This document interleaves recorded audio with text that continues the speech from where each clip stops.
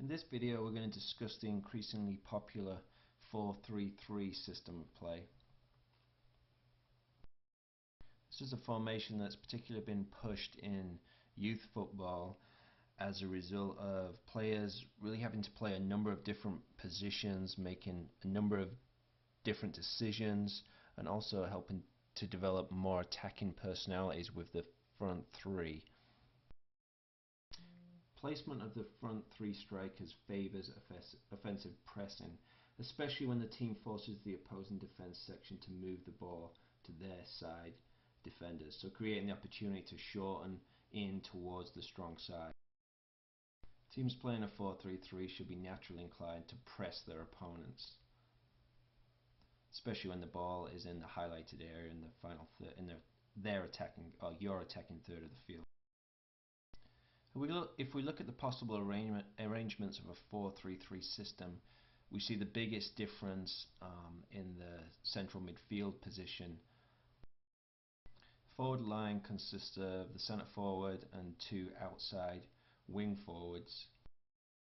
The defensive line is essentially a standard back four used in a 4-4-2, for example, providing zonal coverage or a mixture of zonal and man marking. The midfield alignments can be quite different. The first one we see here is a combination of two defensive central midfielders or two holding midfielders and also an attacking midfield player represented by number 8 here. 4-3-3 can also be played with three flat central midfielders as shown in the diagram, with 6, 8 and 5 playing flat across the central area. Can also be played conversely with a holding midfield player and two attacking midfield personalities. The evolution of the central midfield players can also be seen in another kind of staggered formation with a holding midfielder, an organising midfielder who plays in the central area, then also an attacking midfielder who has more freedom to join the front three.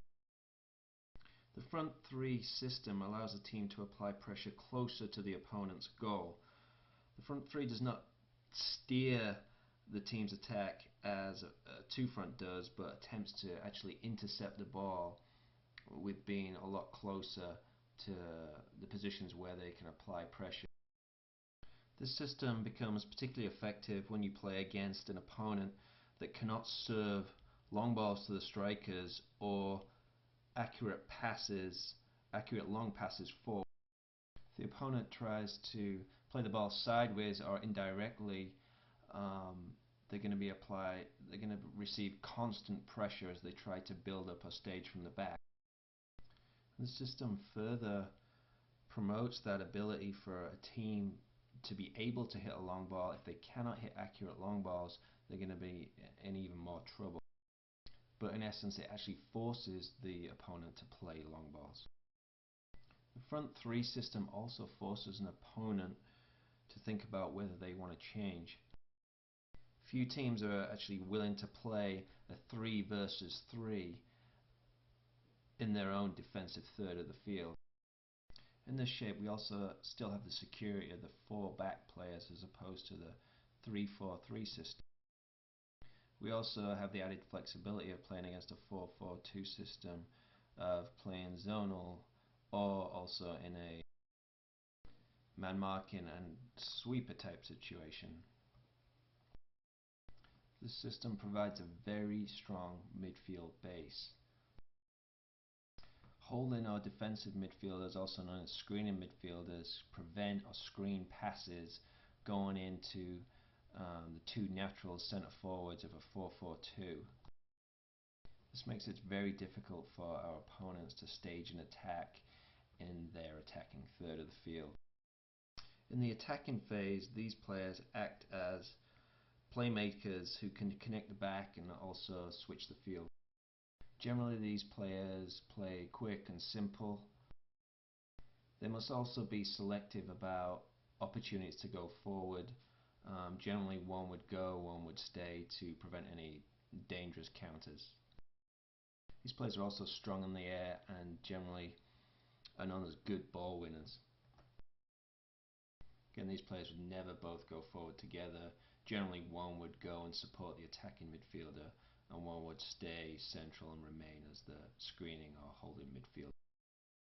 The attacking midfielder's roles and responsibility mainly include getting forward to help the centre forward, playing 1-2 combinations through the central area of the field, and also getting forward to complete passing triangles with these two outside left and right flank players. This player should also be capable of playing dangerous penetrating passes through to the three front runners. This player also generally possesses excellent 1-versus-1 dribbling skills, and for most part in many systems this player actually doesn't have considerable defending responsibility. In the staggered 3-player central midfield alignment, the organising player here, number 7, is generally only done on advanced level teams. The organising player must be able to read the game very well. This player needs to be able to read and understand when to drop in and actually play as a second holding midfielder. This player generally goes where is needed, and therefore has a lot of responsibilities both in the attacking phase and the defensive phase. The 3 midfield players will generally be pinched in centrally so that the midfield works as a tight triangle wherever they go on the field. The outside flank forwards and the central forward should always work to try and force the ball centrally into this midfield triangle where we would hope to have numbers up against a 4-4-2 system. And in the defensive phase, the 3 central midfielders, regardless of alignment, slide to the side of the field that the ball is on to help strengthen the strong side of the field. This helps to further compact the side of the field the ball is on when defending. Midfield 3 also have to be constantly aware of potentially getting flat and distributed across the middle.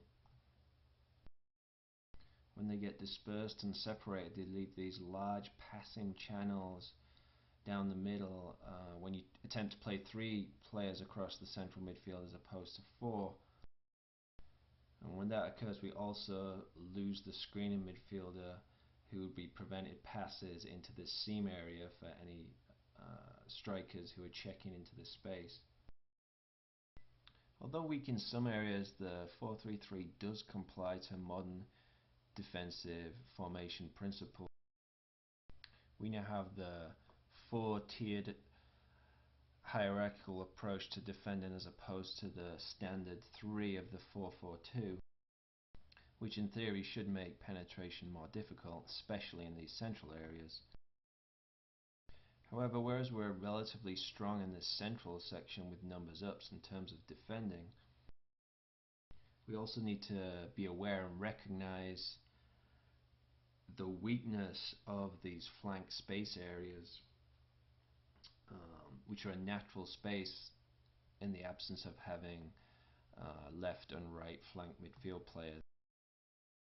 Some teams are perfectly happy to give the other team this flank area of the field when they're defending, because they're essentially these players are still 50 to 60 yards away from goal. In fact, the focus of our opponents on getting the ball wide into this area to exploit our team can often take away from the real threat, which is playing the ball behind the back 4. In any case, this potential weakness can be dealt with a number of different defensive shifts. Here the right back steps up to apply pressure to deny a cross or 1-versus-1 penetration here. The 2 centre backs slide over to provide cover and balance, and also the balancing left back slides into a more central role as well. Alternatively, we can also take one of the holding or screening midfielders and ask them to drop into a centre back position. The left back still remains wide, and then they almost essentially act as a back four on their own now, and the right back has stepped up to pressure into the midfield. To provide even further pressure on this player, the right wing forward can also drop back in a type of pincer movement here to provide double cover, and now essentially a perceived weakness has actually become a defensive strategy for some coaching staff.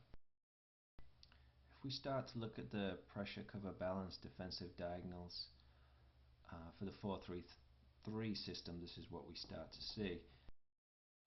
Here the left wing forward applies immediate pressure on the ball and tries to deny any type of forward passing movement.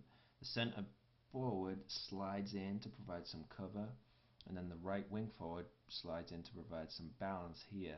And we don't want this defensive line to become too exaggerated and too deep, because we always want the right wing back to be threatening any type of switch of play to the left back, and potentially any side or indirect passing back to the centre backs. We want the centre forward to be within reasonably close proximity to be able to pressure these two players as well, and again keep that pressure on the back four at all times. The three central midfield players slide to the ball side of the field, picking up opponents as they go, kind of anticipation marking on the inside shoulder, ready to step and win the ball, under the anticipation of the extreme pressure that the outside backs are receiving, that the ball will be played centrally or served not very well forward. With a straight zonal defense, the defensive line is slightly less exaggerated than the midfield line, but the most important point here is that the left back steps up to pressure any outside midfield player from our opponents. The right back slides in centrally, as with any general zoning back four, but should also be aware of any potential full field switch or a partial field switch indirectly through the midfield to this left midfield player, and should be alert to ready and step out to them to provide immediate pressure on that ball if the opponents manage to make that pass. Alternatively, in a 4-3-3 with a combination of man marking with a sweeper at the back and zonal, a different type of configuration can be seen. Here the left back doesn't step up to the outside midfielder. The three central midfielders slide across hard to the ball side of the field. However, it does leave this opposite flank. In this case, the right central midfield player here, number 7, must be made aware of the potential need to drop slightly deeper off this central player on our opponent, and also the need to relatively quickly pressure this number 9 player should a switch of play occur, as opposed to the right back, who is now a marking back. Back in our standard shape with the two holding midfield players, if the ball then gets played centrally, the central forward or centre forward player is responsible for pressing both these centre backs. The outside wing forwards have the option to pinch in slightly more central. The idea behind that being that they can block any of these forward channels that the opponents might choose to try and play the ball out. However, these two wing forwards are still close enough to pressure both the outside backs should the opponents decide to try and stage a attack through one of the outside. Again, it's important in this shape as much as possible to deny any passing to these outside wing flank areas. This should be possible with consistent pressure from the front three, and the front three curving their runs to force passes into this central area only. Here number 10 prevents the pass from being played outside, forces the pass centrally, where hopefully the midfield triangle picks the ball up because they have the numbers up situation. When that ball is forced centrally or passed into this central area, we want the closest players So our two centre midfielders here marking really tightly, anticipating a poor ball into this area to pick it off and go on immediate attack. The players further away from the ball, the centre backs and the outside backs, can tend to sit off their marks a little bit. In the attacking phase of play using this system, we must take advantage of this central triangle area. The three central midfielders must be aerobically fit, must be technically strong players, and also good in combination with each other and have a good communication to know who's going to step forward and who's actually going to cover. With the three central midfield players, it's a lot easier for one or a combination of one or more of these central midfielders to break forward, support the forwards, and also provide combinations that penetrate the back line.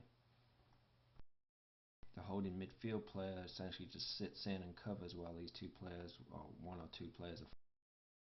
The three central players also provide a platform for a nice patient build-up in which they can take their time, combine, and really choose their optimum moment to play forward. With the absence of outside midfield or flank players in the 4-3-3, it actually creates a natural space in front of the outside backs for them to get forward. The holding or central midfield players are generally responsible for getting the outside backs into the game and playing them in. This is often referred to as finding the second ball. Various rules can be applied in the attacking phase for the responsibilities of the outside backs when stepping forward. Here we have the rule of if the ball is on the right hand side, the right back can step forward into the attack and have a free role to essentially be a right midfielder or even right winger. Here the right centre back slides over, the left centre back slides more central, and also the left back slides into a central area as well. We can also implement the same rule as the 3-4-3 system here, where the left back can actually remain wide and one of the central holding midfield players on that closest side to where the gap needs filling can drop into the defensive line and maintain a 4 back, whilst the right back steps forward into the attack. In situations where we're really pressing very hard for a goal, we can send both outside backs forward into these midfield flank areas. The assumption here is that one of the holding midfielders slides in to still give us 3 covering backs in our own defensive third of the field. As much as possible in the attacking phase, we should be looking to play in this attacking playmaker central midfield play. This player naturally sits in between the two defensive lines of a 4-4-2 system, with here the back 4, here the central 4. And here this number 8 attacking midfield player is free to roam in this seam area between these two defensive lines and pick up passes in a dangerous position where he can then go forward and play penetrating passes or dribble or run at the centre backs. Also in the attacking phase, there's a massive amount of triangulation that can occur between these front 4 players with constant support and constant movement. The lack of defensive responsibilities between the front 4 players also allows them to freely rotate and disorganize the defense. With the front 3 players, we always have the immediate threat of balls being played behind. At the same time, we always have the ability of one of the forward players to check into this seam area and also pick up the ball here. So there's a very different variety of attacking runs in the final third of the field, which is causing the defenders to constantly make decisions, and if you make them make decisions, they're probably going to make bad ones sometimes and hopefully become disorganized. The other effect of this movement is the defensive line will tend to sit a little bit deeper with all these threatening through balls and runs from the outside flank players or the central player. The other advantages of this system are the 3 front players are constantly in a position to attack as soon as the ball is won or there's a turnover. It's also easier to play direct with 3 immediate targets as opposed to the two of a 4-4-2, who are generally better marked. One of the other considerations of a front three is that it spreads the physical demands of the strikers more evenly, as opposed to the longer runs created in a two front. These players will be pressing and making runs, offensive runs, that are generally shorter. Also with the front three, when we're in the attacking, receiving balls coming in from wide areas or flank areas, it should be easier for us to attack near, middle and also far post spaces. We clearly have immediate width in attack. We also maintain our attacking partnerships on the flanks with good athletic outside backs being able to step forward and help the wing forwards. When playing with a three high against a marking back system, it can potentially pull all the marking backs to one side of the field if all the forwards slide to that side, exposing massive gaps on the other side. This gap can then be exploited by either an attacking central midfield player running into it or the outside flank back attacking this space also. 4-3-3 also allows us to play two distinctly different styles of football but within the same formation. With the numbers up situation in the midfield area, we can play a more possession oriented indirect style of play. And with the three front high players, we can also play a lot more direct at any point in time. Also, when in the 4-3-3 formation, we also have a huge amount of attacking triangles and good supporting angles all over the field, between both the midfield, the defence and the forward line. One of the other attractive defensive qualities of a 4-3-3 system is it can very quickly become a 4-5-1 with the simple movement of just two players in the defensive phase, with the two flank midfield players just dropping another 20 yards deeper. We leave the one player high and now we have a 5-man midfield. 4-3-3 opens up a door for almost an infinite amount of attacking patterns with a combination of these front four players. In most cases, a 4-3-3 is played with a very offensive play in mind, with a very active and aggressive team. The ability to throw large numbers into the attack of a standard 6 and almost 7 or even 8 players into the attack makes a really wide range of offensive solutions for a team in this shape. There are of course other distinct disadvantages as a 4-3-3 system. Passes or penetrating passes that do make it past the front three will deliver significant problems, and we can take 3 players out of the game with essentially one pass. So one forward pass is essentially removing 3 players out of the defensive phase. Another often negative aspect of playing with 3 high is all 3 of these players will tend to play with their backs to goal, reducing their ability to take players on, run at players and see further forward passing options. Also, when the opponents play with 5 midfield players or 4 midfield players, we're essentially playing significantly numbers down in the midfield area, which can lead to problems.